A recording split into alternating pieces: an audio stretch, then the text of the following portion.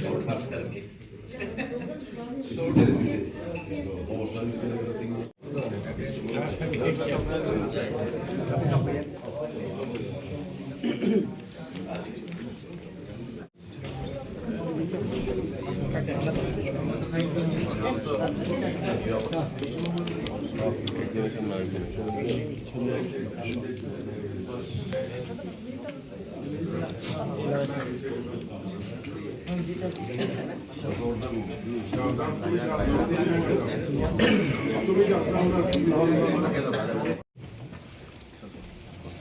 অত্যন্ত আনন্দের বিষয় এবং বিকাশ পথ আমরা অনেক দিন যাবত মিস করেছি।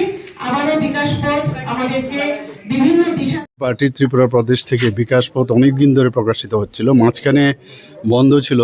তার যে যিনি এটা দেখতেন আমাদের সজল আচার্যি, ওনাকে অনেকবার বললাম যে বিকাশ পথ মাঝখানে কেন বন্ধ হলো, এবং এতে করে আমরা ভারতীয় জনতা পার্টি সম্পর্কে আমরা জানতে পারি।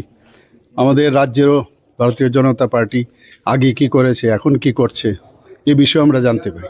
শুধু আমরা না, সমস্ত কেন্দ্রীয় নেতৃত্বকে আমরা পাঠাই, প্লাস একদম নিচু স্তরে যারা আছে তাদের কাছেও পাঠায়। তো এটা বন্ধ ছিল, আবার সজলবাবুর হাত ধরে আবার নতুনভাবে এটা শুরু হলো।